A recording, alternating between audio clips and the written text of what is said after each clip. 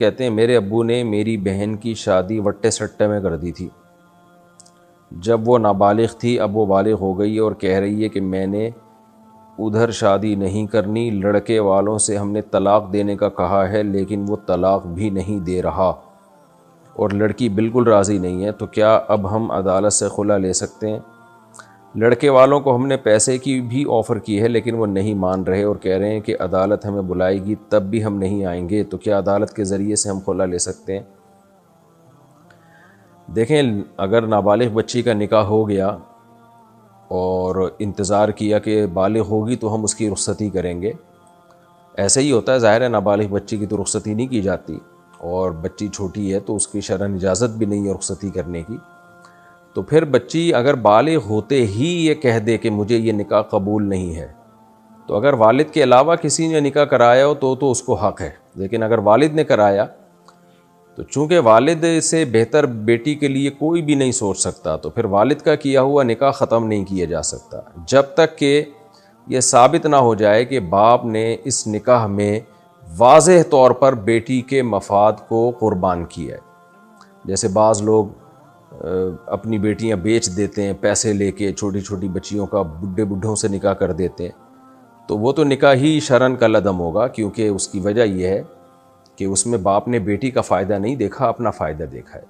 اگر اس نکاح میں باپ نے بیٹی ہی کا فائدہ دیکھا تھا, وٹا سٹا فی نفسی ہی جائز ہے بشرطے کہ دونوں طرف مہر ہو, دونوں طرف الگ الگ مہر ہو. لیکن اب سوسائٹی میں اس کے نقصانات بھی ہیں لیکن وہ یقینی نقصانات نہیں ہیں.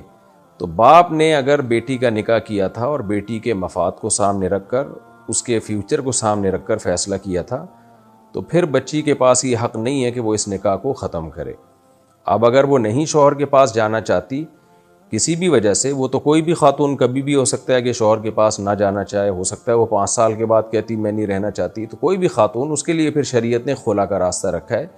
اور خلا کیا ہے قرآن نے بیان کر دیا سورہ بقرہ میں, اس پر میرا پورا ایک بیان بھی ہے, کلپ ہے, ریکارڈ ہے, وہ آپ سن سکتے ہیں پورے دلائل کے ساتھ, کہ اگر میاں بیوی نہیں رہ سکتے, یعنی بیوی چاہتی ہے شوہر سے علیحدگی, فلا جناح علیہما فیما افتدت بھی, تو شوہر کو راضی کیا جائے کہ وہ مہر لے لے یا اور بھی مزید کچھ رقم لے کے اس کو چھوڑ دے. اور یہ کام شوہر اگر خود سے نہ کر رہا ہو تو کورٹ کا سہارا لیا جا سکتا ہے, کیونکہ کورٹ کے نوٹس کو اور کورٹ کی بات کو شوہر سیریس لے گا کہ بھئی واقعی میری وائف جو ہے علیحدگی نہیں چاہتی ہے, اور کورٹ سے یہ تحفظ بھی ہوگا کہ جو پیسے میں نے متعین کیے وہ مجھے مل جائیں گے. اس لیے شریعت نے اس میں کورٹ میں جانے کا حکم دیا خلا میں, ورنہ خلا خود سے بھی ہو سکتا ہے کورٹ میں جائے بغیر. اب آپ نے کہا کہ لڑکے سے مطالبہ کیا, وہ 2 باتیں کر رہا ہے. نمبر 1 یہ کہ میں خلا نہیں دوں گا, میں نہ مہر واپس دوں گا نہ میں خلا دوں گا. نمبر 2 میں کورٹ بھی نہیں جاؤں گا. تو پھر شریعت کا حکم یہی ہے کہ لڑکی کی رخصتی کر دی جائے اور اس کو محبت سے سمجھایا جائے کہ دیکھو سارے مرد ایک جیسے نہیں ہوتے اور 100% چاہتے ہیں اپنی دنیا میں پوری نہیں ہوتی. ویسے بھی بچیاں ناسمجھ ہوتی ہیں, یہ کسی اور کے پاس جائے پتہ نہیں وہ کیا کرے اس کے ساتھ معاملہ. باپ 99% یعنی باپ کے فیصلے میں غلطی کا امکان کم ہے اور کم عمر بچی کے فیصلے میں غلطی کا امکان زیادہ ہے. تو اس لیے باپ کے فیصلے کو جب ہو چکا ہے تو اب اس کو مان لینا چاہیے. میں باپوں کو ترغیب نہیں دے رہا کہ نابالغ بچی کا نکاح کر دیا کریں, یہ ایک الگ بحث ہے کہ کرنا چاہیے کہ نہیں چاہیے. اب ایک کام ہو گیا ہے, ایک تو نہ ہوا ہوتا نا تو پھر تو ہم منع کرتے باپ کو, بھائی کیوں نکاح کر رہے ہو آپ ایک کم عمر بچی کا. لیکن اب ایک کام ہو گیا ہے تو پھر اس میں دیکھا جائے کہ اگر اس لڑکے میں کوئی بڑی خرابی نہیں ہے, کوئی واضح خرابی نہیں ہے اس میں, نارمل ایک جیسے لڑکے ہوتے ہیں اسی طرح ہے, تو پھر بچی کو محبت سے سمجھایا جائے کہ بھئی آپ رخصتی پہ آمادہ ہو. اور اگر اس لڑکے میں کوئی خرابی ہے جس کی وجہ سے بچی کہہ رہی ہے کہ نہیں یہ ٹھیک نہیں ہے, تو پھر اس خرابی کو لکھ کے بھیجا جائے کیا خرابی ہے. بعض خرابیاں ایسی ہوتی ہیں کہ جن میں کورٹ اگر خلا دے دے تو وہ خلا کنسیڈر ہوتا ہے, چاہے شوہر اس پہ راضی ہو یا نہ ہو. تو بہتر یہ ہے کہ اس لڑکے کے حالات لکھ کے دارالعلوم کرنگی یا جامعۃ الرشید بھیج دیے جائیں, یا ہمارے پاس یہاں دارالافتاء والارشاد میرے ایڈریس پہ بھیج دیے جائیں, مفتی طارق مسعود, جامع مسجد الفلاحیہ, سیکٹر 10 نارتھ کراچی, اس ایڈریس پہ پوسٹ کر دیں. اور اس میں جو شوہر کے پورے حالات, اس کا فون نمبر, تاکہ ہم اس سے بھی تو پوچھ سکیں نا کہ کراس کویشچن کر کے کہ واقعی جو الزامات تم پہ لگائے جا رہے ہیں تم میں ہیں یا نہیں.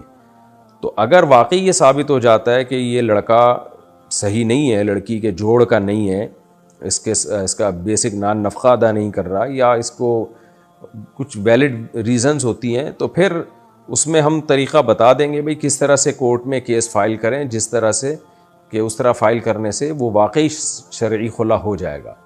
لیکن اگر لڑکے میں کوئی خرابی نہیں ہے تو پھر بہر صورت لڑکے ہی سے طلاق لینی پڑے گی، ادروائز کورٹ کا خلا پھر ایسی صورت میں وہ کالعدم شمار ہوگا شرعی طور پر، تو یہ نکاح ختم نہیں ہوگا۔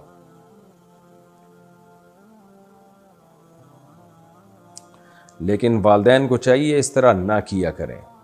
نابالغ بچی کا نکاح باپ اگر کر دے ہو تو جاتا ہے، لیکن شریعت میں یہ حوصلہ افزائی والا عمل نہیں ہے۔ سوال پیدا ہوتا ہے جب شریعت میں اس کی حوصلہ افزائی نہیں ہے تو شریعت نے اس کی اجازت کیوں دی؟ اجازت بہت ساری وجوہات کی بیس پہ دی گئی ہے۔ وجہ اس کی ہے کہ اسلام قیامت تک کے لیے آیا ہے، ہر وقت ملکی حالات ایک جیسے نہیں رہتے، بعض دفعہ جنگوں میں شکست ہو جاتی ہے، بعض دفعہ بہت سارے مسائل ہوتے ہیں، بعض دفعہ باپ کو ڈر ہوتا ہے کہ یہ رشتہ میرے ہاتھ سے نکل گیا تو مجھے ایسا رشتہ ملے گا نہیں کبھی بھی، تو اس لیے وہ لڑکی کی بلوغت کا انتظار نہیں کرتا، تو اس لیے وہ نکاح کر دیتا ہے کہ بھئی چلو رخصتی بعد میں کر دیں گے لیکن ابھی اس کے نام تو کر دو لڑکی۔ تو بیسیوں قسم کی، جب انسان پریکٹیکل لائف میں آتا ہے تو پتہ چلتا ہے۔ تو جب تک ایسی شدید مجبوری نہ ہو تو نابالغ بچی کا نکاح یہ نہیں کرنا چاہیے، اور یہ شریعت میں اس کی ترغیب نہیں ہے۔ نبی نے بالغ ہونے کے بعد نکاح کی ترغیب دی ہے۔ اور پھر بعض علاقوں میں تو ظلم بھی ہوتا ہے بچیوں کے ساتھ، بوڑھے بوڑھے آدمیوں سے ان کی شادیاں پیسے لے کے کر دی جاتی ہیں، تو ایسا نکاح تو شریعت میں کالعدم ہوگا، منعقد ہی نہیں ہوگا۔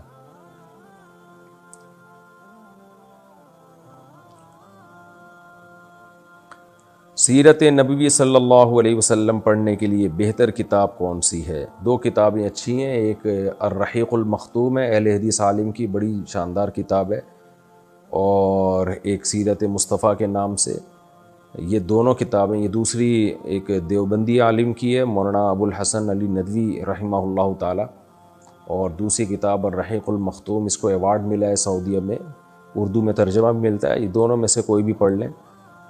یہ ذرا بڑی ہے، لمبی ہے الرحیق المختوم، دوسری کتابیں مختصر ہیں۔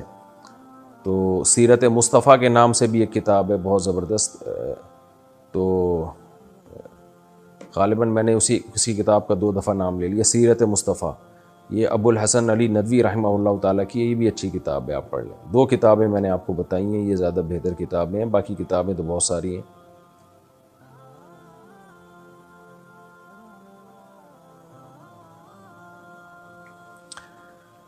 اچھا بھائی، محمد بشیر حیدرآباد سے، حلال روزی حاصل کرنے کے لیے کوئی دعا بتا دیجئے۔ یا رزاقو کثرت سے پڑھا کریں، رات کو تہجد میں اٹھ کے 2 رکعت پڑھ کے اللہ سے دعا مانگیں۔ حدیث میں آتا ہے رات کے آخری حصے میں اللہ آسمان دنیا پہ آتے ہیں اور کہتے ہیں حل من مسترزقین ارزق لہ، کوئی ہے مجھ سے روزی طلب کرنے والا کہ میں اس کو روزی دوں؟ تو بہترین وقت ہے آپ اس میں آئیں، اللہ سے دعا مانگیں۔ تو اسی طرح یا رزاقو پڑھیں، یا حسبی اللہ و نعم الوکیل زیادہ سے زیادہ پڑھا کریں، تو واللہ خیر الرازقین یہ پڑھ لیا کریں جب موقع ملے۔ تو یہ کچھ وظائف ہیں جن کے پڑھنے سے اللہ سے امید ہے کہ رزق میں برکت ہوگی۔ باقی اصل کام جو اسباب اختیار کرنے کا، اس سے غافل نہ ہو۔